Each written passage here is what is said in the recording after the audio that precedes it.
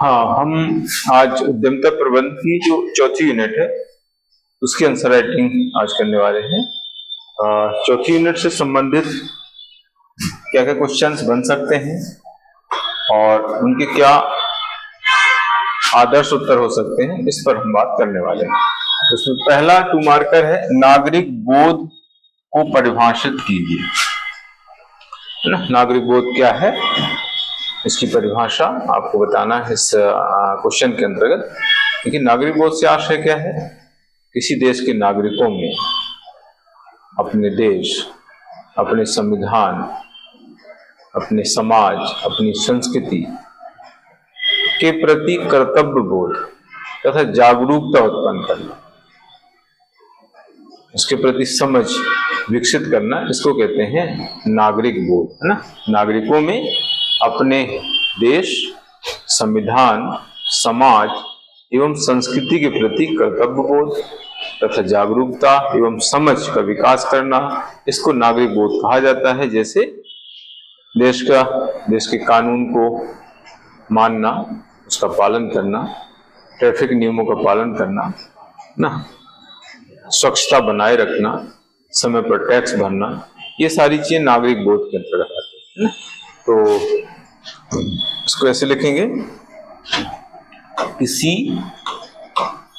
देश के नागरिकों में, किसी देश के नागरिकों में अपने देश संविधान, अपने देश संविधान,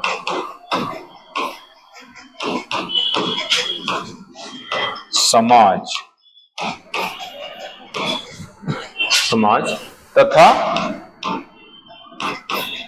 संस्कृति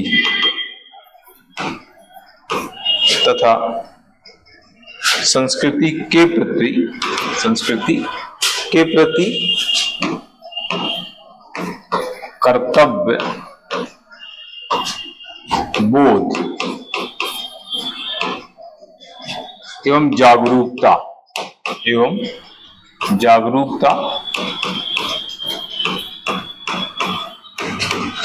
नागरिक बोध कहलाता है।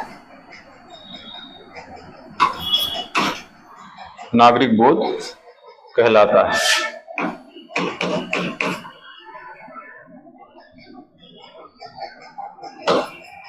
बोध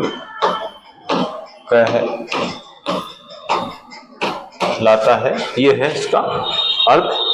फिर उदाहरण लिखना है, देश के कानून का पालन करना। तो ये हो गया हमारा पहला 2 मार्कर, जिसमें एक उदाहरण मैंने दिया। वैसे तो और भी दे सकते हैं, लेकिन ज्यादा उदाहरण नहीं दे पाएंगे क्योंकि हमारे पास स्पेस कम रहता है, समय भी कम रहता है। तो इसके बाद दूसरा 2 मार्कर है,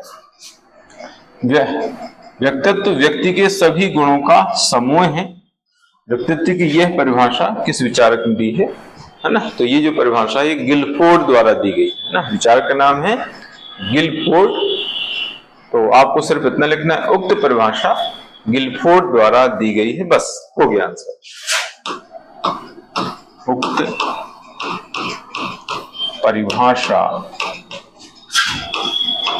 गिलफोर्ड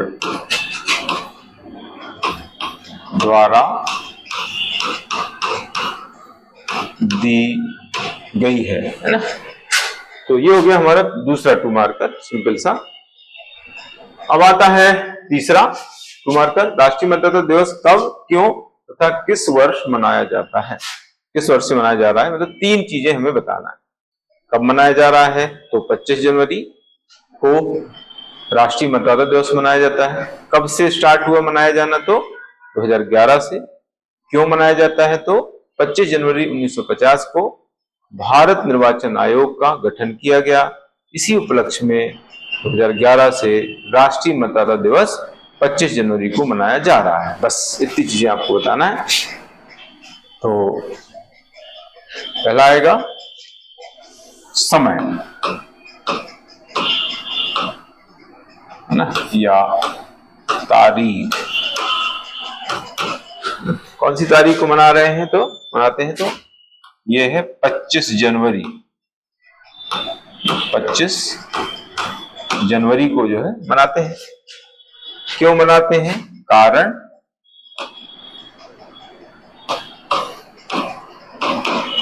कारण है भारत निर्वाचन आयोग का गठन। भारत निर्वाचन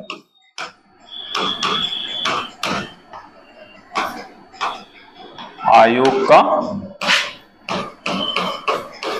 गठन 25 जनवरी 1950 को हुआ। ठीक है।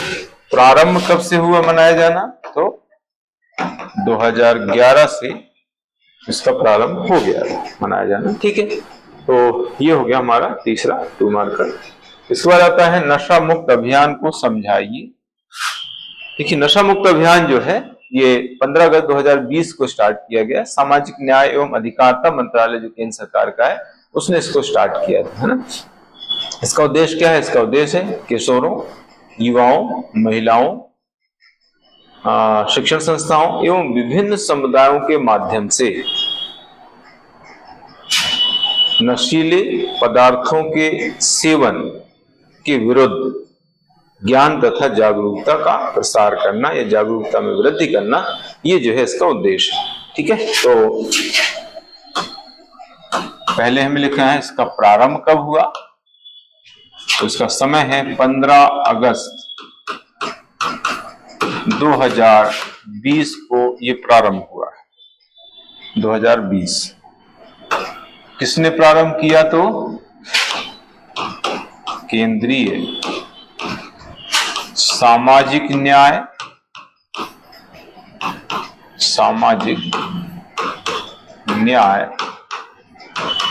एवं अधिकारिता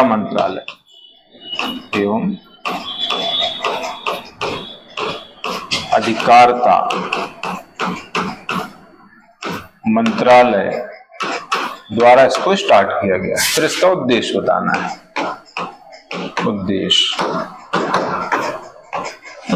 इसका उद्देश्य है किशोरों,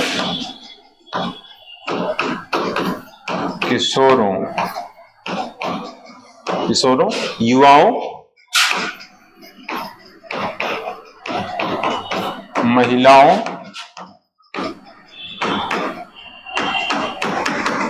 शिक्षण संस्थाओं, ना, महिलाओं, शिक्षण संस्थाओं तथा विभिन्न समुदायों के माध्यम से, विभिन्न समुदायों के माध्यम से नशीले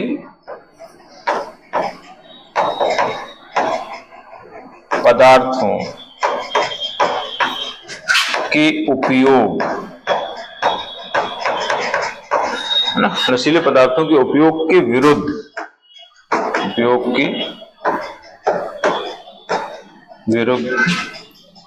जागरूकता फैलाना।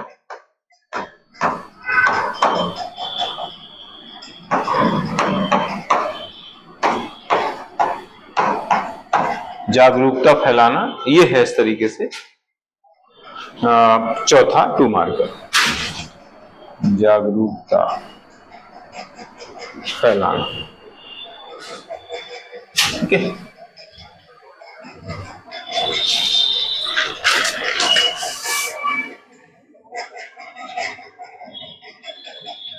हाँ, अब है 5वां 2 मार्कर। एग मार्क क्या है? एग मार्क, एग्रीकल्चर मार्क, इसको फुल फॉर्म इसका है एग्रीकल्चर मार्क, है ना। ये जो है कृषि तथा खाद्य उत्पादों की गुणवत्ता सुनिश्चित करने वाला मार्क है, एक प्रमाण चिन्ह है ठीक है। इसको जारी कौन करता है? तो विपणन एवं निरीक्षण निर्देशालय, विपणन एवं निरीक्षण निर्देशालय, जिसका मुख्यालय फरीदाबाद हरियाणा में है। और इसको इसके तहत संचालित किया जाता है, इसके लिए एक अधिनियम है ना, कृषि उत्पादों श्रेणीकरण अधिनियम है 1937। इसके माध्यम से जो है ये व्यवस्था संचालित हो रही है। तो अधिनियम भी लिखना है, जारीकर्ता जो अभिकरण है उसका उल्लेख करना है, और ये किससे संबंधित है इसका संबंध आपको बताना है ना। तो सबसे पहले हम बताएंगे संबंध। सबसे पहले संबंध,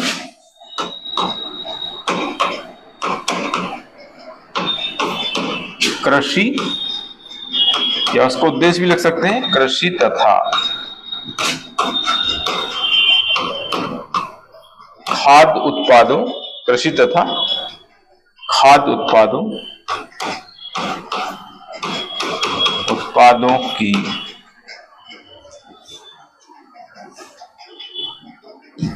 खाद्य उत्पादों की गुणवत्ता सुनिश्चित करने वाला प्रमाणन चिन्ह है ना। तो ये हो गया। अब जारीकर्ता अभिकरण है, जारीकर्ता, इसका नाम है विपणन। जारीकर्ता अभिकरण में क्या लिखना है? विपणन एवं निरीक्षण निर्देशालय, एवं निरीक्षण निर्देशालय। इसमें चाहे तो इसका मुख्यालय भी लिख सकते हैं हम, मुख्यालय इसका स्पेस के हिसाब से है। देखिए स्पेस अगर आपके पास बच रहा है तो आप लिखें, नहीं तो इसकी जरूरत उतनी ज्यादा नहीं है। फरीदाबाद हरियाणा में पड़ता है ये। पर्टिकुलर आपको विपणन निरीक्षण निर्देशालय आता है तो फिर आपको ये लिखना पड़ेगा इसका मुख्यालय, और इसका काम यही है कि एग मार्क जारी इसके द्वारा किया जाता है, ये प्रमाण चिन्ह जारी किया जाता है, और ये एक अधिनियम के तहत काम करता है, संबंधित अधिनियम ऐसा हम लिख सकते हैं, संबंधित अधिनियम। ये है कृषि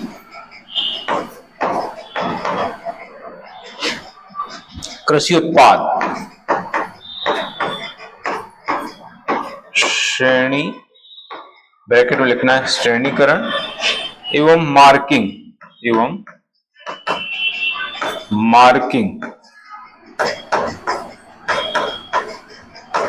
अधिनियम 1937 का समय। ठीक, तो ये हो गया हमारा 5वां 2 मार्कर कंप्लीट हो जाता है। इसके बाद आगे आता है 6ठा,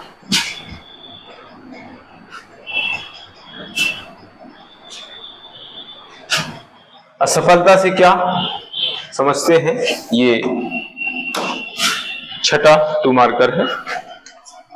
जब कोई व्यक्ति अपने निर्धारित उद्देश्य को अपनी अपेक्षाओं के अनुरूप प्राप्त नहीं कर पाता है तो उसको असफलता कहा जाता है ना। असफलता से आशय क्या है? अगर कोई व्यक्ति किसी निर्धारित उद्देश्य को अपनी अपेक्षाओं के अनुरूप जो है प्राप्त करने में असफल हो जाता है, प्राप्त नहीं कर पाता है, अक्षम हो जाता है, तो उसको हम कहते हैं असफलता। ठीक है।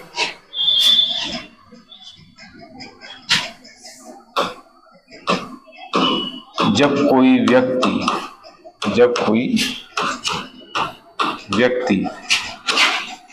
अपने निर्धारित उद्देश्य को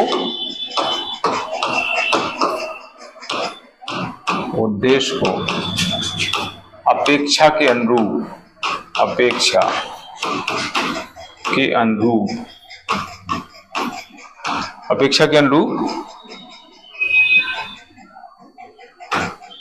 प्राप्त करने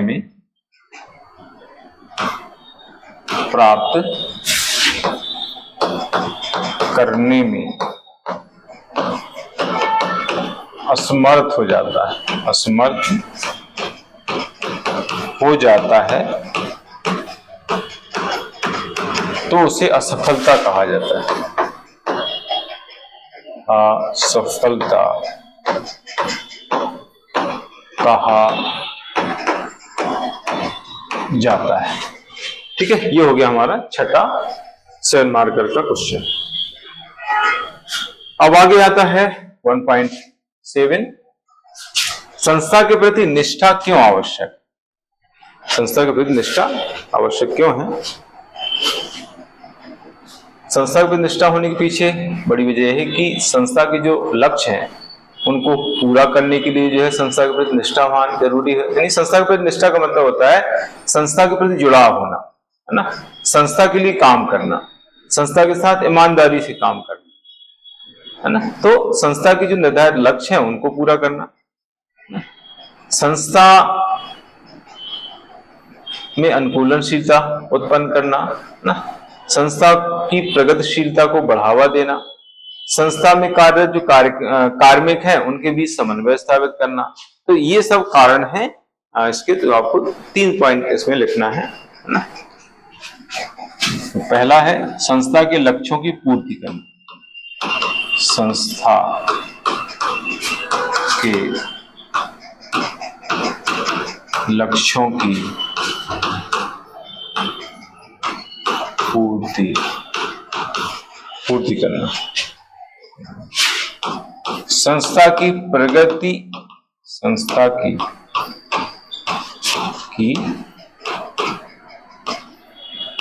प्रगतिशीलता,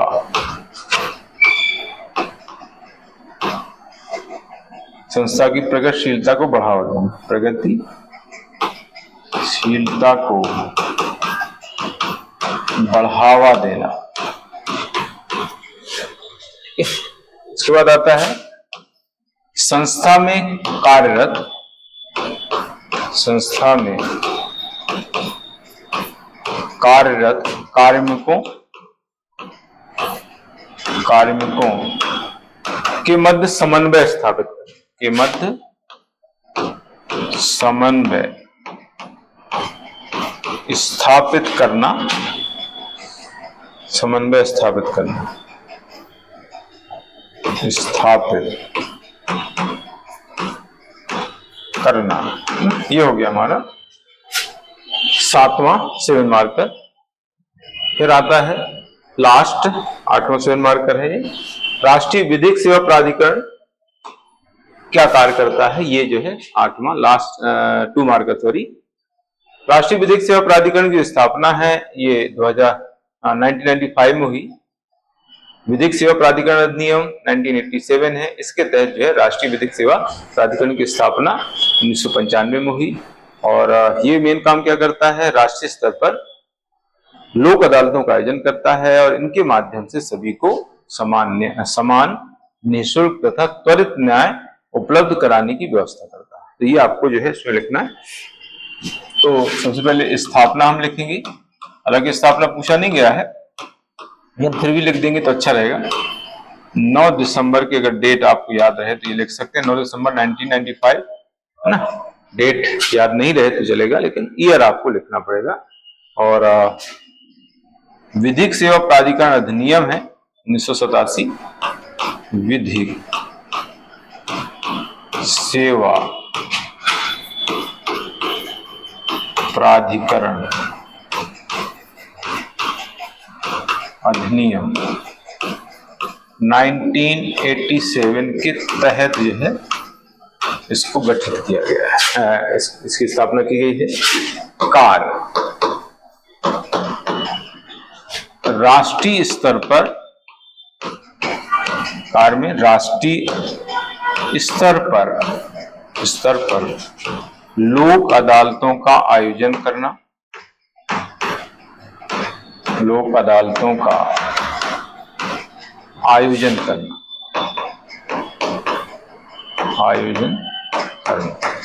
देखिए इसके तहत जो है सॉरी मैं पहले लिख दूं फिर बाद में बताता हूं।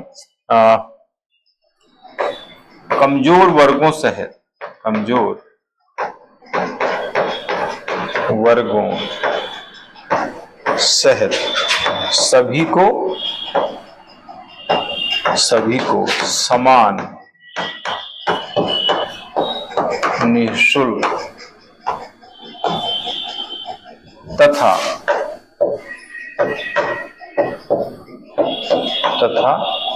त्वरित न्याय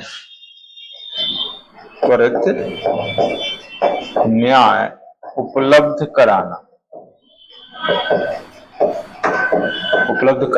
ठीक है, बस ये हो गया हमारा 2 मार्कर के सारे क्वेश्चंस। हाँ, मैं ये बता रहा था कि विधिक सेवा प्राधिकरण टीम 1987 जो है, इसके तहत ही राष्ट्रीय स्तर पर, राज्य स्तर पर तथा जिले स्तर पर इस तरह के प्राधिकरण गठित किए गए हैं। राष्ट्रीय स्तर पर उसका नाम है राष्ट्रीय विधिक सेवा प्राधिकरण, राज्य स्तर पर राज्य विधिक सेवा प्राधिकरण, जिले स्तर पर जिला विधिक सेवा प्राधिकरण। इस तरह से प्राधिकरण स्थापित किए जाते हैं जो अपने अपने स्तर पर लोक अदालतों के आयोजन का कार्य करते हैं और त्वरित न्याय, निःशुल्क न्याय उपलब्ध कराने का प्रयास करते हैं। तो ये है 2 मार्कर्स सारे हो गए। अब आते हैं 7 मार्कर्स पर। मतदाताओं को जागरूक बनाने के लिए किए जाने वाले सरकारी प्रयासों का वर्णन कीजिए। देखिए, जो निर्वाचन जो होता है वो लोकतंत्र की बुनियाद उसको कहा जाता है ना। तो लोकतंत्र की जड़ों को मजबूत करने के लिए एक निर्वाचन में सभी की भागीदारी जरूरी है ना। सभी मतदाताओं की भागीदारी निर्वाचन में जरूरी है, तभी लोकतंत्र को मजबूत किया जा सकता है। तो इसके लिए जो है मतदाताओं को जागरूक बनाने की जरूरत है, जिसके लिए भारत निर्वाचन आयोग लगातार प्रयास कर रहा है। तो वो प्रयास क्या क्या है उसके बारे में यहाँ पर बताना है। जैसे स्वीप करके प्रयास 2009 में स्टार्ट हुआ है, इसको मैंने पॉलिटी में भी बताया है। चुनाव सुधार के अंतर्गत हमने पढ़ा स्वीप कार्यक्रम, है ना। स्वीप कार्यक्रम मेन कार्यक्रम है। इसके बाद जागरूक मतदाता क्लब है ना।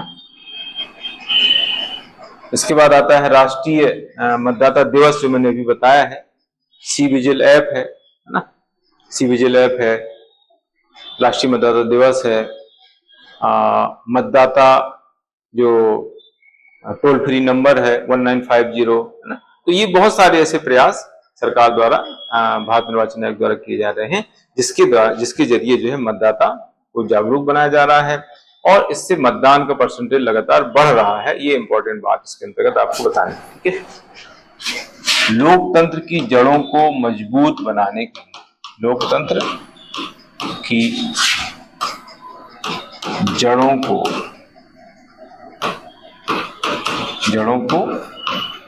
मजबूत बनाने के लिए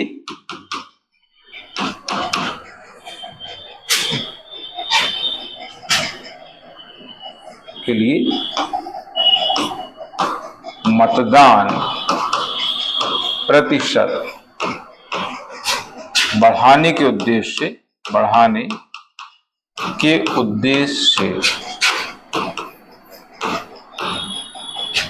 से मतदाताओं का जागरूक होना जरूरी है। मतदाताओं का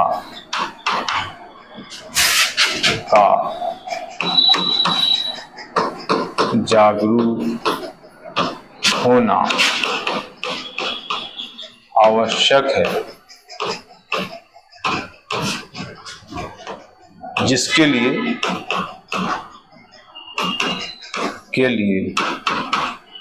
सरकारी प्रयास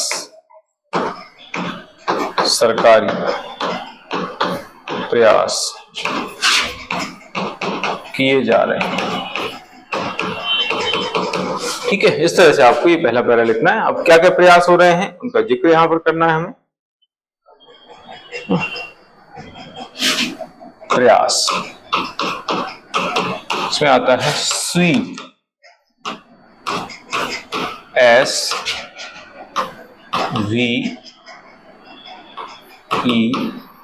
ये SVEEP स्वीप ना। स्वीप कार्यक्रम जो है ये 2009 में स्टार्ट हुआ। स्वीप मतलब क्या है? Systematic voters education and electoral participation. Systematic voters education and electoral participation, है ना। सुव्यवस्थित मतदाता शिक्षा एवं निर्वाचन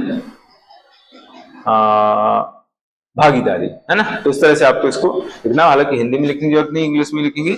प्रारंभ इसका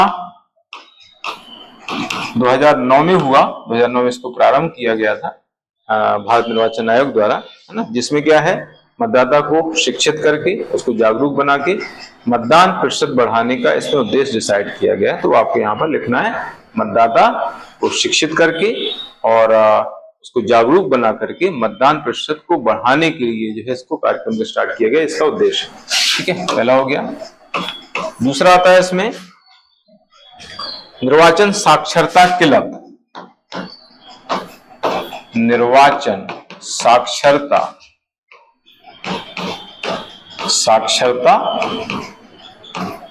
क्लब, और इसको स्टार्ट किया गया है 25 जनवरी 1998 को इसको स्टार्ट किया गया है। इसमें क्या होता है, इसमें जो है वर्तमान जो मतदाता हैं और भविष्य के मतदाता, उनको निर्वाचन तथा मतदान के प्रति जागरूक बनाने का काम किया जाता है। तो ये है निर्वाचन साक्षरता क्लब। ठीक है, इसके बाद आता है C vigil app.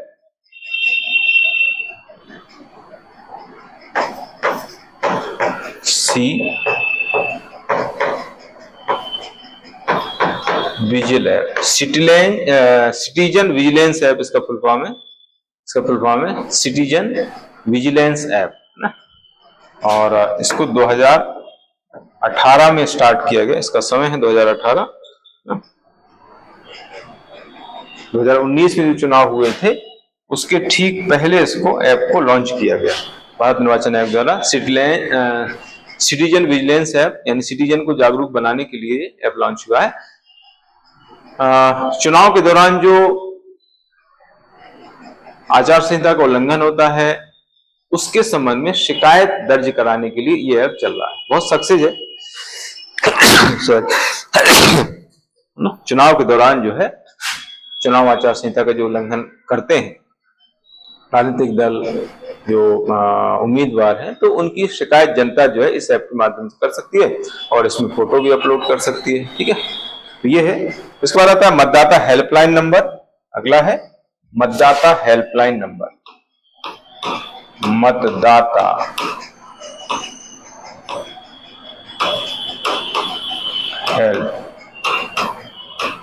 Helpline number 1950। यह है, इसका भी प्रारंभ सेम टाइम 2018 में हुआ, लोकसभा के चुनाव के पहले 2019 के, है ना। इसमें क्या है, कोई भी जानकारी ले सकता है, शिकायत दर्ज करा सकता है मतदाता को अगर कोई अपने बूथ की जानकारी लेना है तो यहाँ जाकर के जानकारी ले सकता है और अपनी शिकायत भी दर्ज करा सकता है। ठीक है, तो ये है राष्ट्रीय मतदाता दिवस, ये हम पढ़ चुके हैं हम लोग। राष्ट्रीय मतदाता दिवस, जिसके बारे में अभी हमने डिटेल पढ़ लिया है, यहाँ पर उसको वापस से डिटेल करने की जरूरत यहाँ पर नहीं। तो ये पूरा हो जाता है हमारा पहला 7 मार्कर। इसके बाद आगे है भारतीय खाद्य सुरक्षा एवं मानक प्राधिकरण, फसाई इसको कहते हैं शॉर्ट में, कि स्थापित तथा उद्देश्यों का उल्लेख करना है। ठीक है, देखिए भारत में जो खाद्य पदार्थों की जो मिलावट है, इस समस्या से निजात पाने के लिए, निजात दिलाने के लिए इस संगठन की जो स्थापना है 2008 में की गई। इसके लिए जो अधिनियम बना 2006 का अधिनियम है, भारतीय खाद्य सुरक्षा एवं मानक अधिनियम 2006 का है, और इसके तहत 2008 में इसकी स्थापना हुई फसाई। ठीक है, इसका उद्देश्य क्या है? इसका उद्देश्य है खाद्य पदार्थों में मिलावट की समस्या को नियंत्रित करना, उपभोक्ताओं को गुणवत्ता पूर्ण जो है खाद्य पदार्थों की आपूर्ति सुनिश्चित करना। ठीक है, खाद्य पदार्थों के लिए मानक तय करना, इस क्षेत्र में जो काम करने वाले लोग हैं उनको लाइसेंस प्रदान करना, है ना, और लोगों में जागरूकता पैदा करना, है ना, खाद्य पदार्थों के प्रति जो है लोगों में जागरूकता पैदा करना। तो ये जो है बहुत सारे पॉइंट आप उद्देश्य के बता सकते हैं। तो पहले हम लिखेंगे देश में खाद्य पदार्थों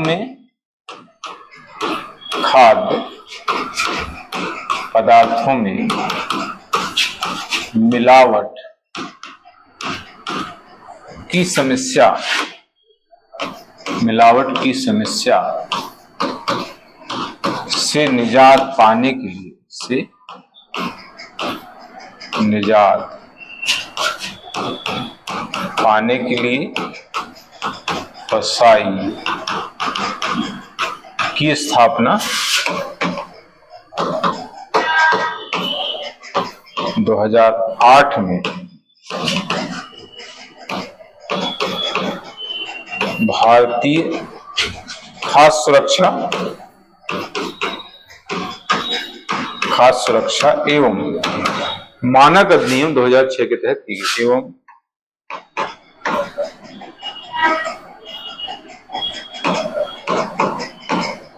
मानक अधिनियम 2006 के तहत की गई।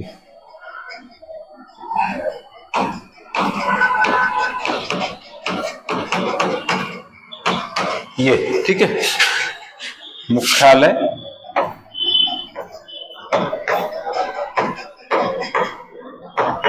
नई दिल्ली है इसका।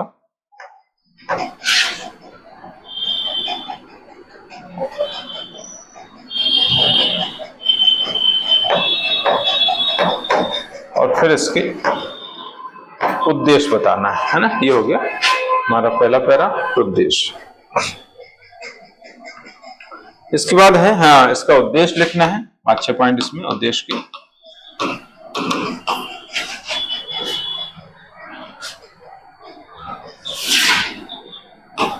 पहला, खाद्य पदार्थों में मिलावट की समस्या को नियंत्रित करना, की समस्या को नियंत्रित करना, है ना। ये पहला हमारा पॉइंट हो जाता है। दूसरा है उपभोक्ताओं को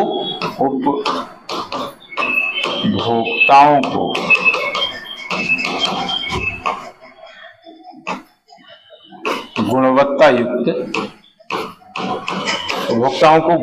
युक्त खाद्य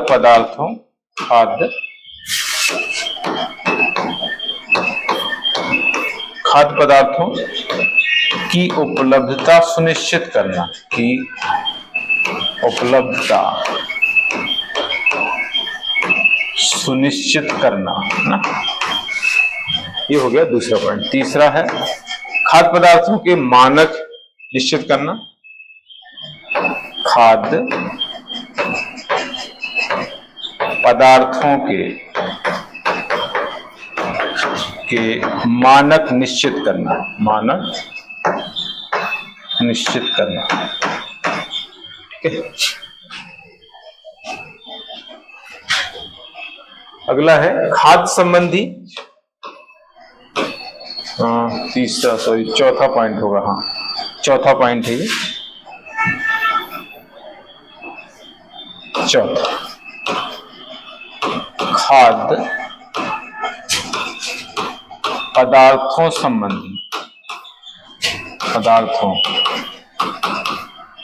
संबंधी व्यवसाय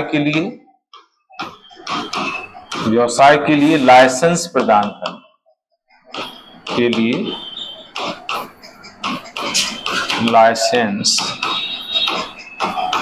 प्रदान करना। ठीक है, ये हो गया।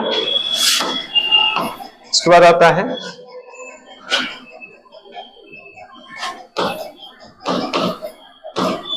खाद्य पदार्थों से संबंधित नीति निर्माण में सरकार को सहायता करना, संबंधी नीति निर्माण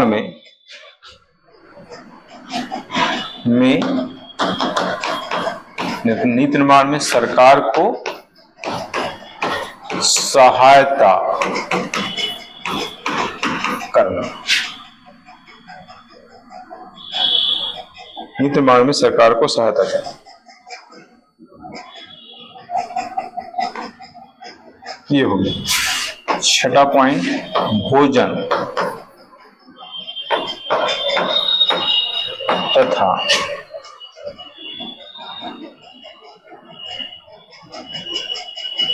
भोजन के मानक, ऐसे लिखना, भोजन के मानक तथा गुणवत्ता का परीक्षण करना, तथा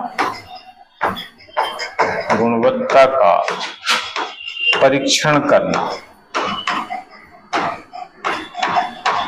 ये हो गया, ठीक है। लास्ट पॉइंट, खाद्य पदार्थों संबंधी जागरूकता पैदा करना।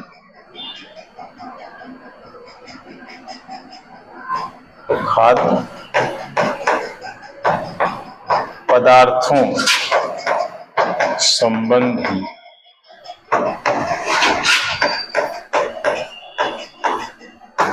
जागरूकता पैदा करना। ठीक, ये हो गया हमारा दूसरा 7 मार्कर। अब तीसरा 7 मार्कर है, मूल्यों का जीवन में महत्व स्पष्ट कीजिए। ये है अगला।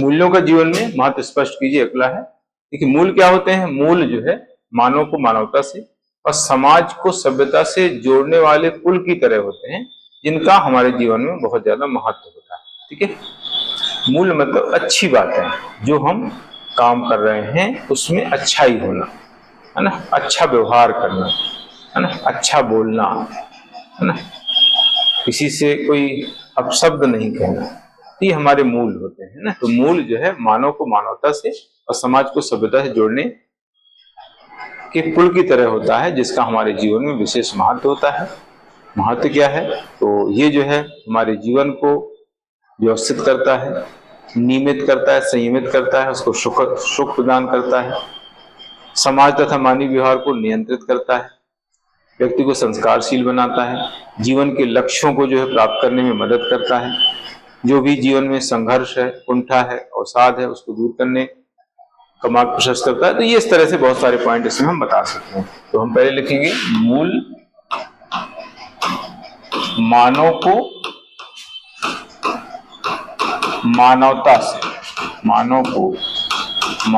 से तथा समाज को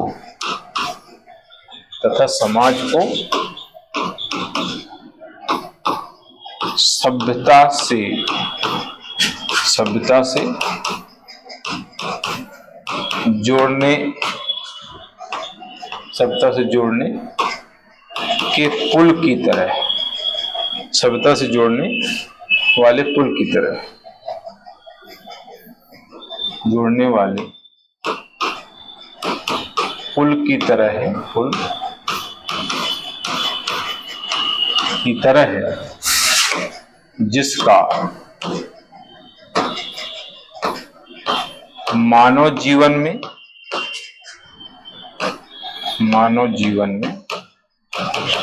विशेष महत्व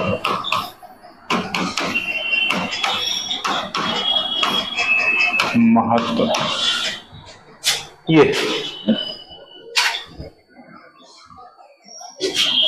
अब इसका महत्व करके हेडिंग लिख के इसमें पॉइंट हम लिखेंगे। पहला है, मानव जीवन को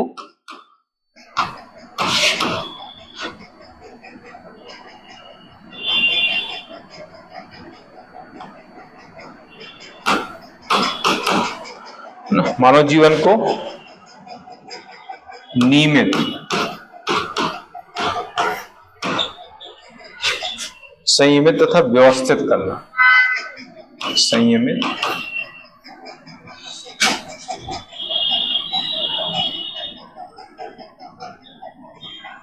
संयमित तथा व्यवस्थित करके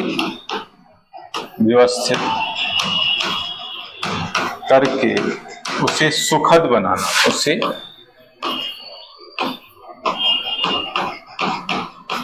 सुखद बनाना ना। मानवीय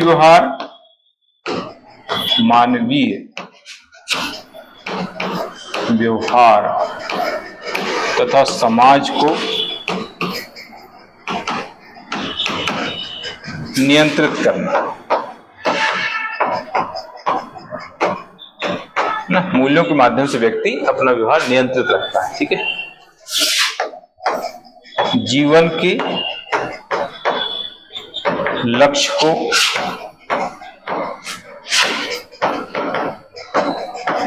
प्राप्त करने में सहायक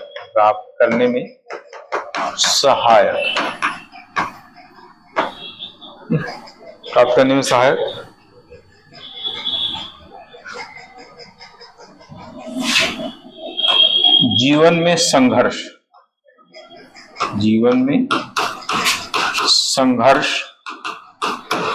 है ना, कुंठा,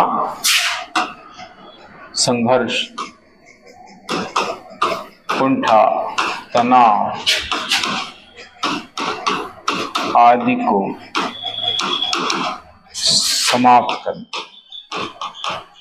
को समाप्त करके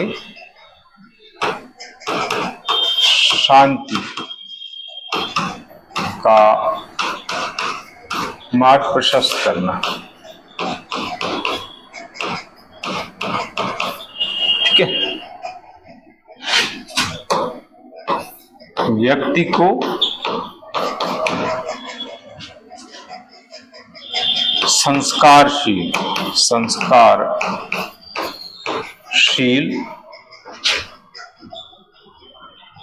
तथा समाज के लिए उपयोगी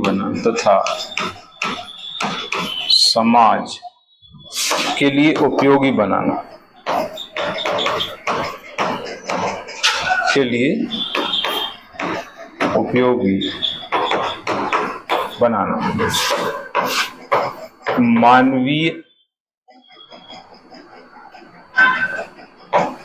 मानवीय उन्नति में सहायक, है ना। तो ये हो गए हमारे 3 7 मार्कर। अब चौथा है सरकारी योजनाओं के प्रभावी क्रियान्वयन के लिए प्रभावी रणनीतियों का उल्लेख कीजिए। ये जो है क्वेश्चन है। देखिए, जो सरकारी योजनाएं होती हैं वो लक्षित समूह को लाभ पहुंचाने के लिए बनाई जाती हैं। तो तभी उनको लाभ पहुंचेगा जब उनका सही तरीके से, प्रभावी तरीके से क्रियान्वयन हो, है ना। तो सरकारी योजनाओं का लाभ लक्षित समूह तक पहुंचाने के लिए उनका प्रभावी क्रियान्वयन होना आवश्यक, ये आपको बताना है।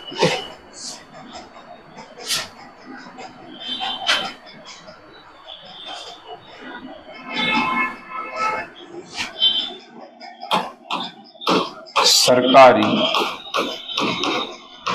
योजनाओं का 100% लाभ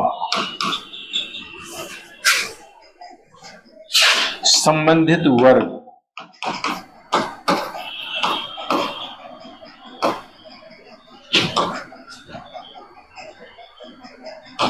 तक पहुंचाने के लिए योजनाओं का प्रभावी क्रियान्वयन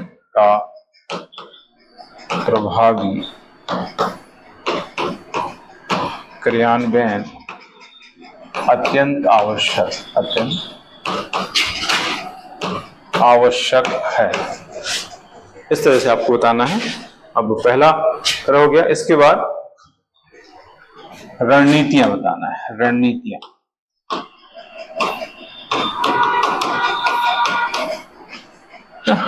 पहला है सबसे पहले लक्ष्य समूह की पहचान, है ना। लक्षित समूह की पहचान करना जरूरी होता है। मतलब किस वर्ग के लिए कार्यक्रम बनाया जा रहा है, SC है, ST है, OBC है, महिला है, बच्चे हैं, वृद्धजन है ना, दिव्यांग हैं, तो उसकी पहचान करना जरूरी होती है। इसके बाद योजनाओं के निर्माण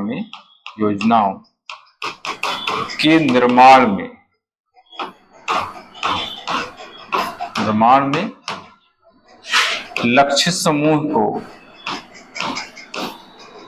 सम्मिलित करना,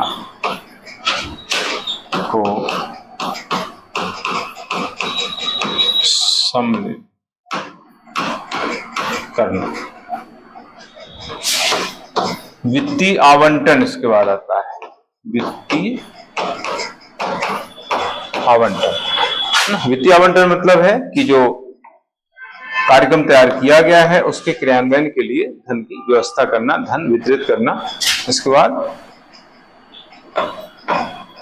क्रियान्वयन की निगरानी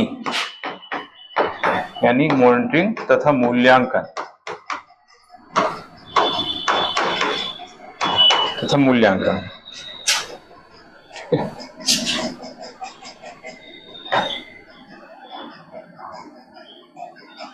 जो हो गया 4 पॉइंट। इसके बाद आगे है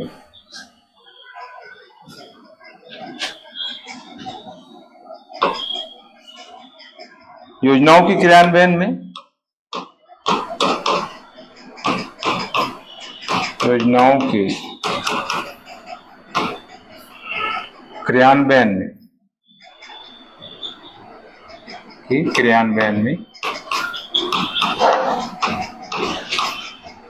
अत्याधुनिक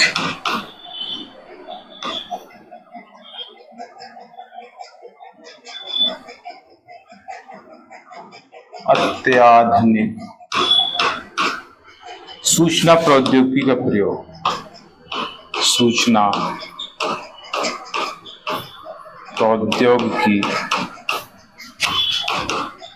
प्रयोग। फिर लक्ष्य समूह का फीडबैक प्राप्त करना, लक्ष्य समूह का फीडबैक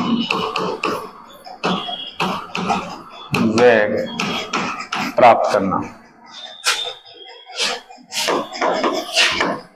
फिर योजनाओं में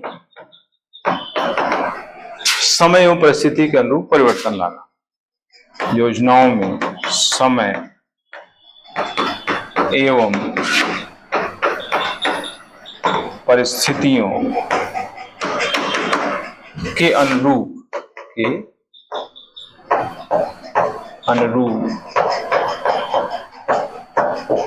परिवर्तन लाना।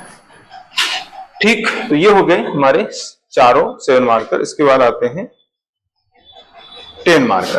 पहला 10 मार्कर है सफलता के उदाहरण स्पष्ट कीजिए तथा सफलता के लिए जिम्मेदार कारकों का उल्लेख कीजिए। ये जो है हमारा पहला 10 मार्कर है। इसमें हमें क्या क्या लिखना है, पहले इसका इंट्रोडक्शन आएगा, फिर सफलता का हमें अर्थ बताना पड़ेगा, फिर कारक और लास्ट में आ जाएगा निष्कर्ष।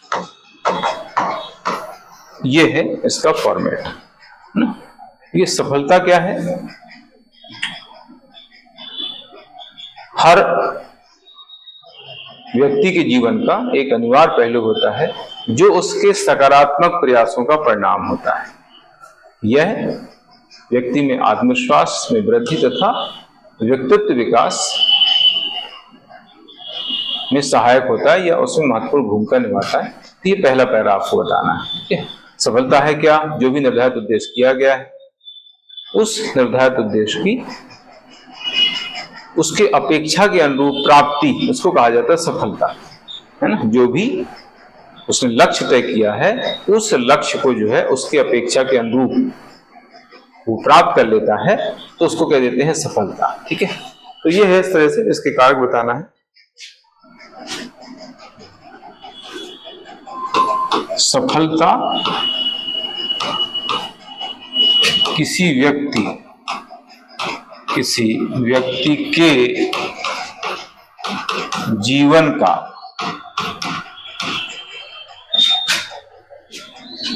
अहम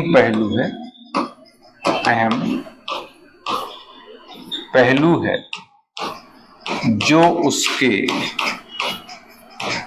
सकारात्मक प्रयासों का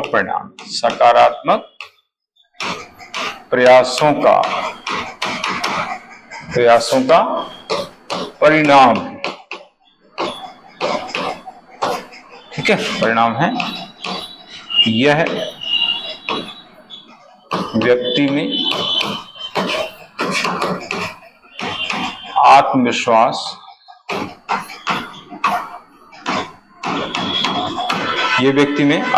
में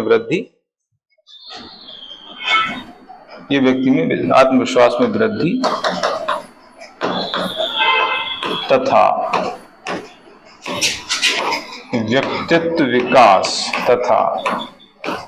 व्यक्तित्व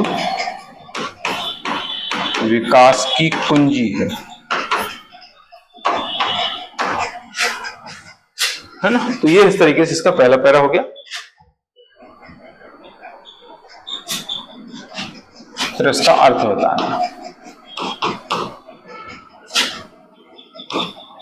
अपनी आर्थिक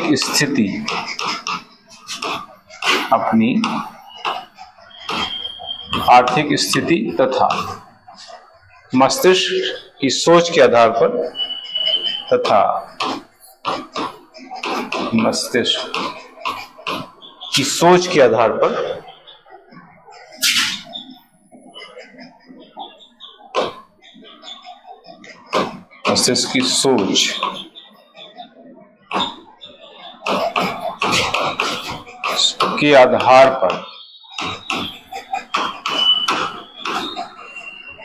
निर्धारित लक्ष्य को प्राप्त करना,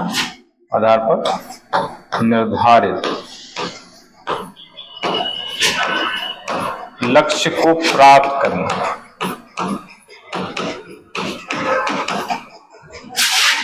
करना ही सफलता है ना। तो ये हो गया। तो इसके बाद इसके कारक बताना है।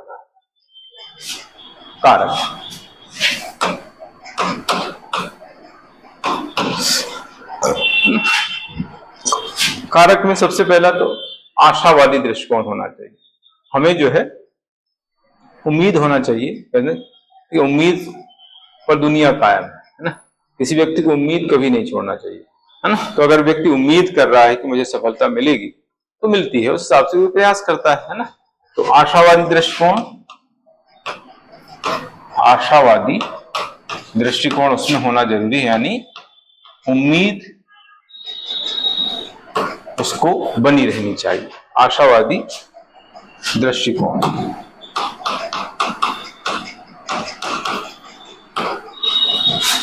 सकारात्मक सोच इसी से जुड़ा हुआ है।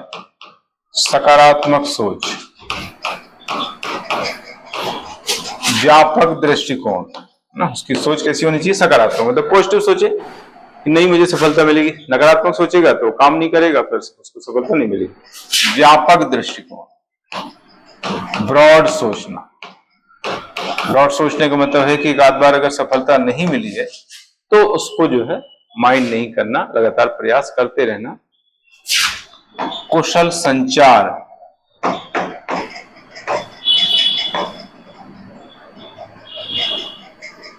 या प्रभावी संचार कौशल, ऐसा कह सकते हैं। प्रभावी संचार कौशल है ना।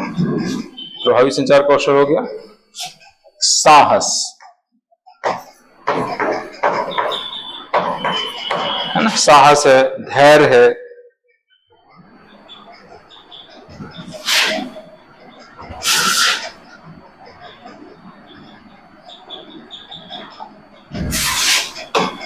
साहस, धैर्य,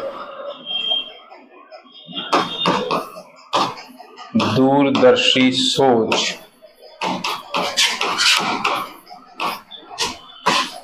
कार्य के प्रति ईमानदारी, कार्य के प्रति ईमानदारी,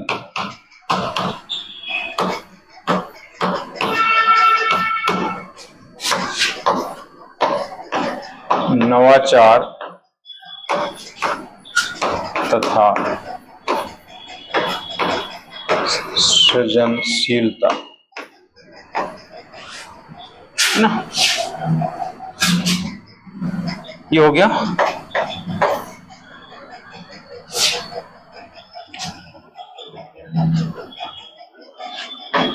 दूसरों का उचित सहयोग भी जरूरी है, दूसरों का उचित सहयोग, उसके बिना सफलता मिलना थोड़ा सा मुश्किल रहती है ना।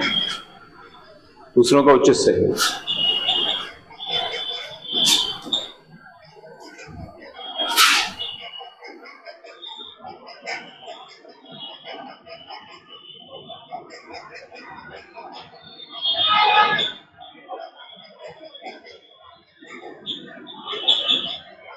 दूसरों को उचित सहयोग। इसके बाद आता है सीखने की ललक। कितने पॉइंट हो गए हमारे? 11 पॉइंट। सीखने की ललक,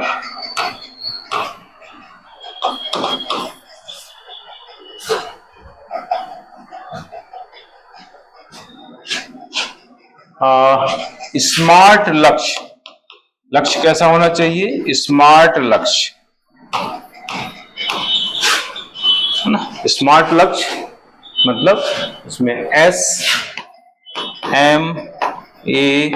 SMART ऐसा करके, तो S से स्पेसिफिक होता है, स्पेसिफिक यानी विशेष, M से मेजरेबल जिसको माप सके, A से अचीवेबल जिसको हम अचीव कर सके, प्राप्त कर सके, है ना। R से है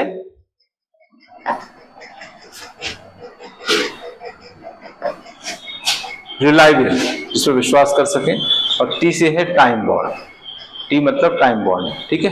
तो इस तरीके से हम जो है स्मार्ट लक्ष्य अगर डिसाइड करेंगे तो उसको प्राप्त करने में हमें जो है काफी अच्छा रहेगा। और इसके बाद आता है समस्याओं के निर्धारण के लिए स्वॉट एनालिसिस, स्वॉट SWOT है, स्वॉट विश्लेषण ऐसा। तो स्वॉट SWOT ऐसा करके। स्वॉट मतलब स्ट्रेंथ, यानी क्या स्ट्रेंथ है, W यानी वीकनेसेस, O यानी अपॉर्चुनिटीज, और T है थ्रेट्स, अवसर, ठीक है। तो क्या स्ट्रेंथ है, क्या अपॉर्चुनिटी, क्या जो है वीकनेसेस है, क्या अवसर है, इस समस्या का समाधान करने के अवसर है, अपॉर्चुनिटी, और क्या उसमें प्रॉब्लम है, ठीक है। तो इस तरीके से थ्रेट्स यानी चुनौतियां, क्या चुनौती, अपॉर्चुनिटी, या उसको कैसे हम समाधान कर सकते हैं, और थ्रेट्स यानी उसमें क्या चुनौतियां सामने आएंगी। तो ये सारी चीजें जो है हम जब देखते हैं तो हमारी समस्याओं का विश्लेषण या समाधान हो जाता है। तो ये हमारा पूरा हो गया। इसके बाद इसका निष्कर्ष लिखना है ना। इस तरह सफलता विभिन्न कारकों पर निर्भर करती है, और एक प्रभावी लक्ष्य निर्धारित करके जो है और समुचित प्रयासों के माध्यम से हम किसी सफलता को प्राप्त कर सकते हैं, अर्जित कर सकते हैं। इस तरह से हमें इसका निष्कर्ष बताना है। इस प्रकार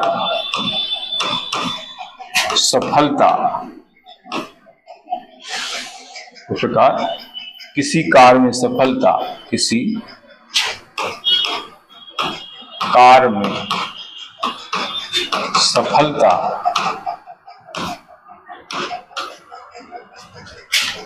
अनेक कारकों पर निर्भर करती है, अनेक कारकों पर निर्भर करती है। निर्भर करती है ना, हानि कारक पर निर्भर करती है। लक्ष्य के प्रति सकारात्मक दृष्टिकोण, लक्ष्य के प्रति सकारात्मक दृष्टिकोण, सकारात्मक दृष्टिकोण तथा समुचित प्रयासों के जरिए, समुचित प्रयासों के जरिए, समुचित प्रयासों के जरिए बड़ी से बड़ी सफलता हासिल की जा सकती है। जरिए बड़ी से बड़ी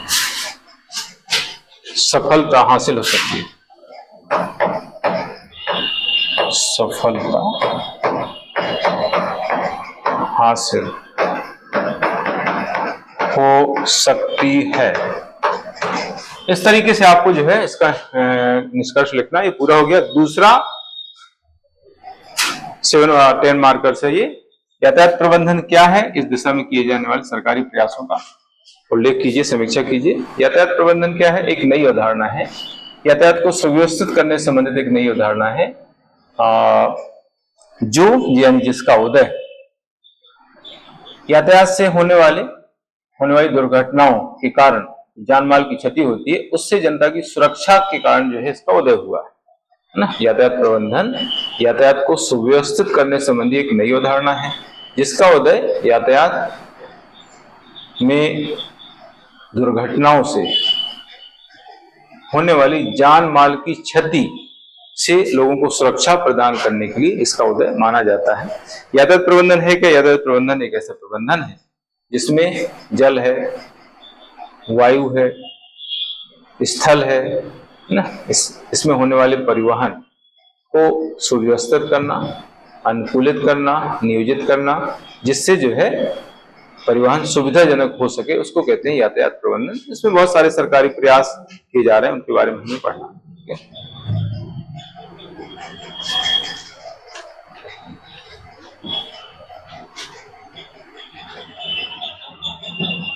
ठीक है, तो इसका हाँ, इसमें क्या क्या लिखना है हमें, इसका इंट्रोडक्शन और प्रबंधन का इंट्रोडक्शन हो जाएगा, तो इसका अर्थ हो गया। फिर सरकारी प्रयास, सरकारी प्रयास और निष्कर्ष, इतनी चीजें हमें इसमें पढ़ना है। ठीक है, हो गया। ये है एक यातायात प्रबंधन क्या है। यातायात प्रबंधन यातायात को सुव्यवस्थित करने संबंधी नई अवधारणा है। पहले हम क्या लिखेंगे, यातायात प्रबंधन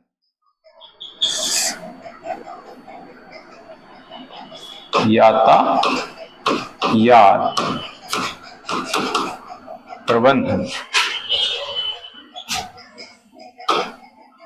यातायात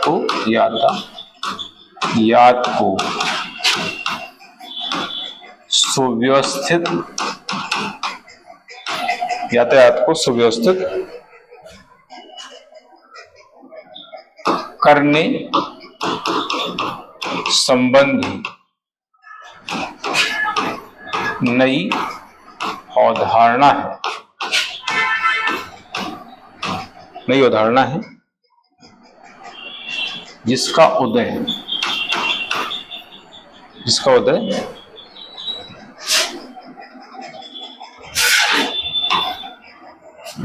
देश में हो रही, जिसका उदय हुआ,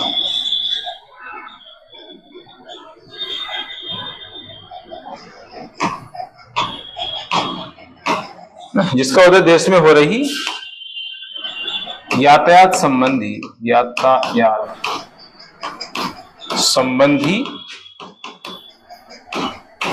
दुर्घटनाओं से होने वाली जान माल की क्षति से जनता की सुरक्षा के संदर्भ में, जनता की सुरक्षा के संदर्भ में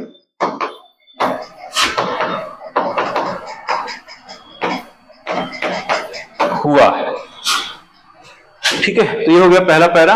इसके बाद आगे उसका अर्थ बताना है। अर्थ यातायात प्रबंधन से आस है, यातायात प्रबंधन से आशय, यातायात प्रबंधन से आशय ऐसे प्रबंधन से है, ऐसे प्रबंधन से है, से है जिसके अंतर्गत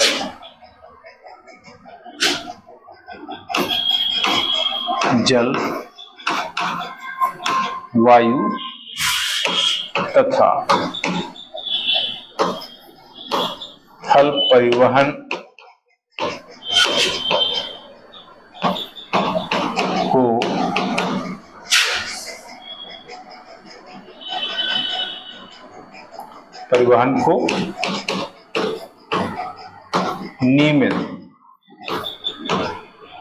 को नियमित सुव्यवस्थित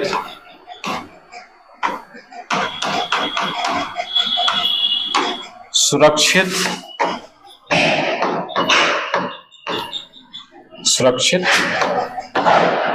तथा अनुकूलित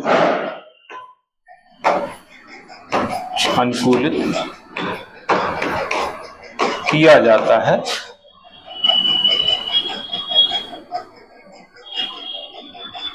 है, जिससे परिवहन सुविधाजनक हो सके, जिससे परिवहन सुविधाजनक हो सके।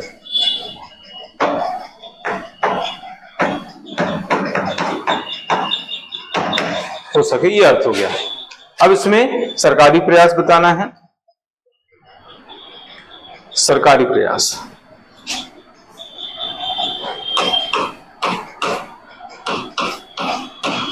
सरकारी प्रयास इसमें पहला है यातायात संबंधी नियमों का निर्माण करना।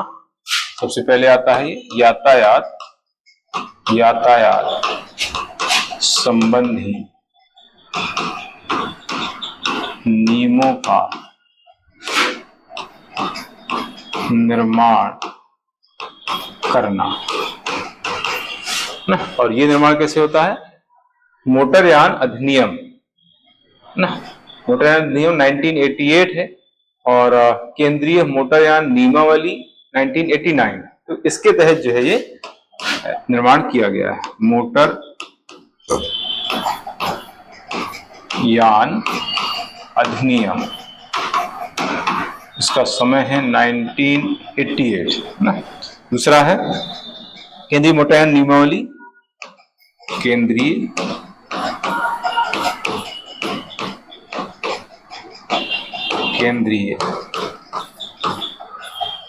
मोटरयान नियमावली,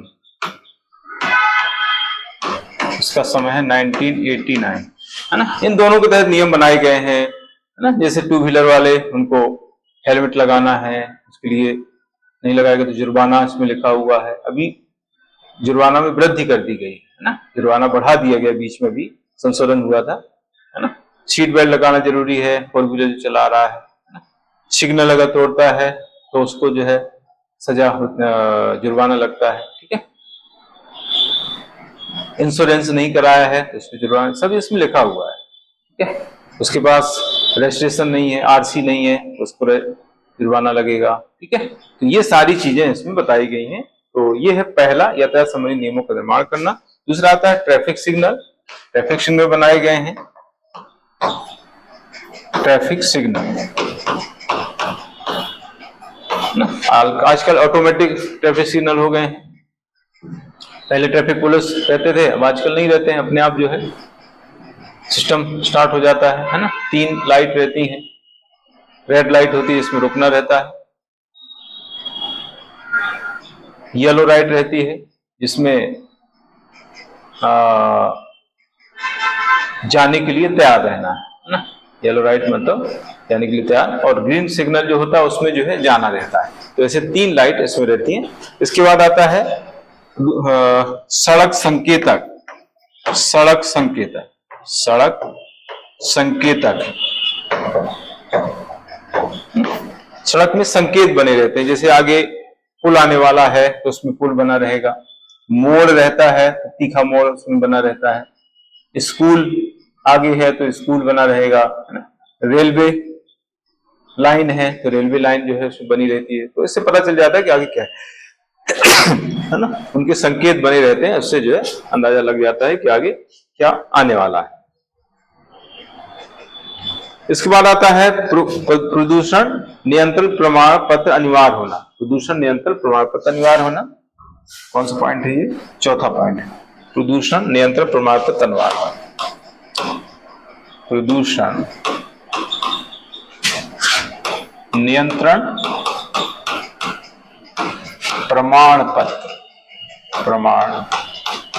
पत्र अनिवार्य होना है ना। आपकी गाड़ी जो है प्रदूषण तो नहीं फैला रही है, उसके लिए जो है प्रमाण पत्र बनता है ना। इसके बाद आता है फिटनेस प्रमाण पत्र। फिटनेस प्रमाण पत्र अनिवार्य होना। फिटनेस प्रमाण पत्र अनिवार्य होना, प्रमाण पत्र अनिवार्य होना है ना, ये है। फिर आता है वाहनों के उत्सर्जन से होने वाले वायु प्रदूषण के लिए उत्सर्जन मानक है ना। जैसे BS6 अभी चल रहा है ना, तो उसमें देखा जाता है कि भाई BS6 का इंजन है कि नहीं है ना। BS4 था पहले, BS4 के ठीक बाद BS6 आ गया है, भारत स्टैंडर्ड 6 है ना। तो BS6 की अभी गाड़ियां चल रही हैं, तो उसमें देखा जाता है कि BS6 का इंजन है कि नहीं, ये सारी चीजें है ना। तो वाहनों से होने वाले वायु प्रदूषण को वाहनों से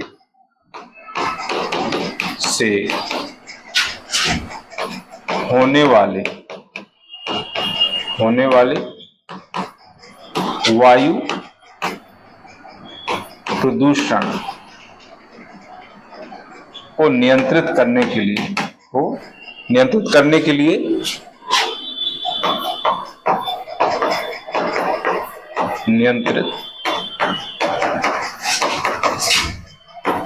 लिए उत्सर्जन मानकों का निर्धारण। उत्सर्जन मानकों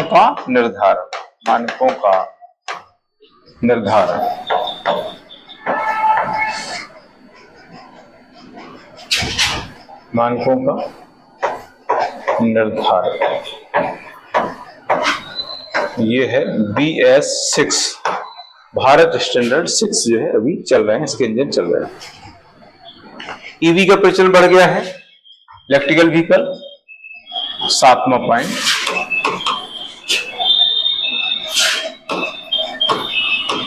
इलेक्ट्रिकल व्हीकल का प्रचलन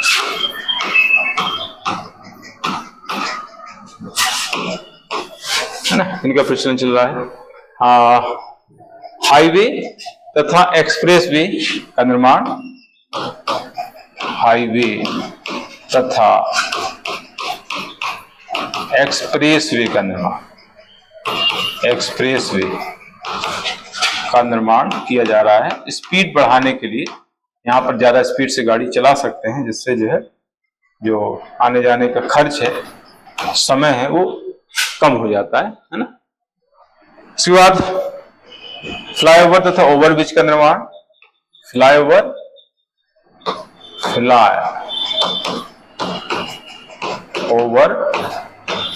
तथा ओवरब्रिज का निर्माण है ना। ट्रेन के ऊपर जो है ओवरब्रिज बनते हैं, तो इससे क्या होता है कि हमारा जो ट्रैफिक है वो बाधित नहीं होता है, आराम से जो है ट्रेन भी चल रही है और जो है सड़क यातायात भी चल रहा है, तो इससे जो है कोई प्रॉब्लम नहीं आती है। टोल के लिए फास्टैग का निर्माण किया गया है। टोल के लिए फास्टैग, टोल के लिए फास्टैग,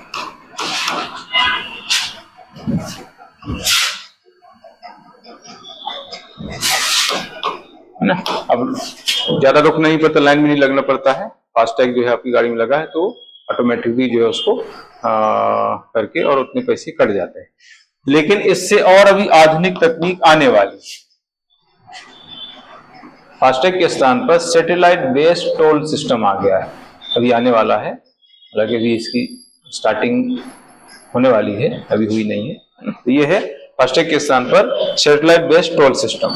फास्टैग, इसमें क्या रुकना नहीं पड़ेगा। फास्टैग के स्थान पर सैटेलाइट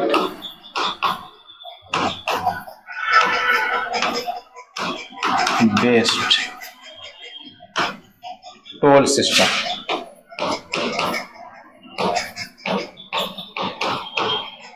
है ना, चलते चलते जो है ये पैसे कट जाएंगे, है ना। आपको रुकना नहीं पड़ेगा। अभी क्या रुकना पड़ता है, थोड़ा सा टाइम लग जाता है, कभी कभी लंबी लाइन भी लग जाती है ना, टोल नाके पे। अब जो है चलते चलते बीच में ही जो है कट जाएगा। इस तरह का सिस्टम जो है आने वाला है। एआई संचालित यातायात प्रबंधन, एआई संचालित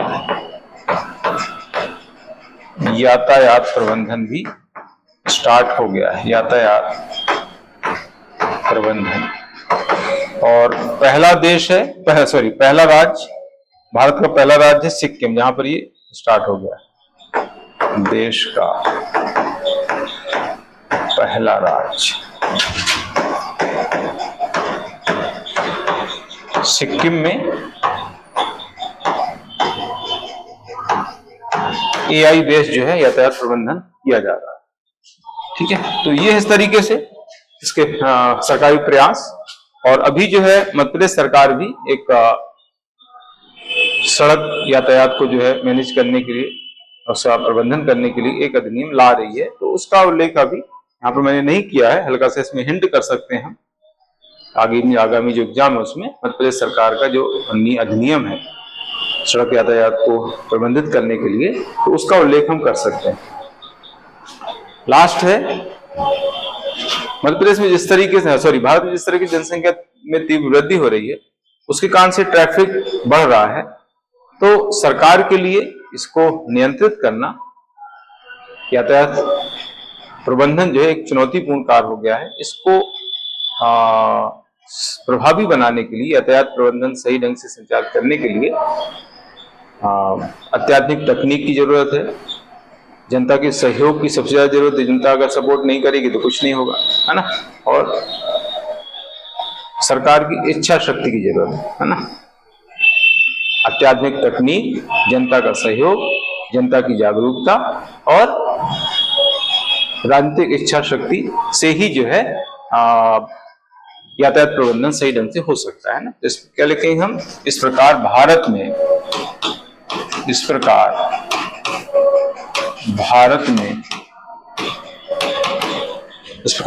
में तीव्र जनसंख्या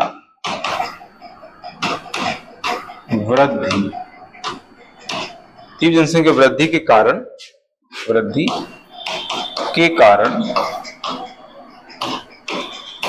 तेजी से बढ़ रहे ट्रैफिक को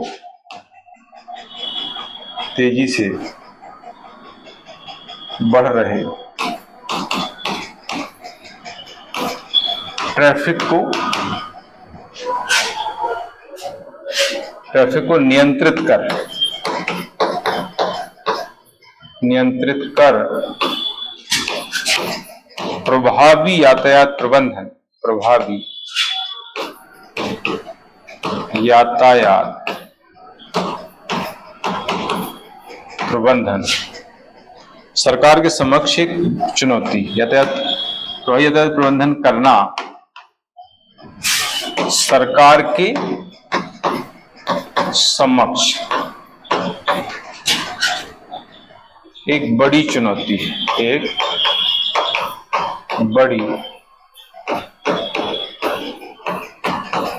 चुनौती है। ठीक है, एक बड़ी चुनौती है जिसका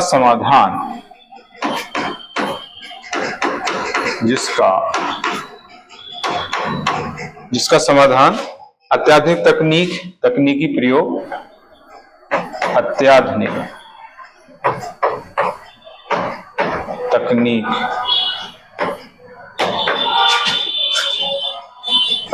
तकनीक के प्रयोग,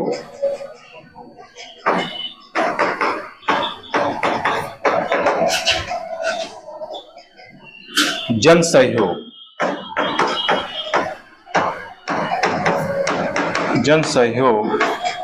तथा दृढ़ राजनीतिक इच्छा शक्ति के द्वारा संभव है, तथा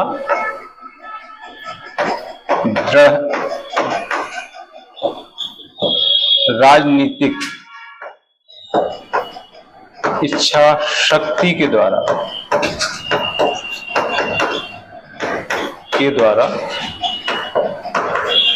संभव है।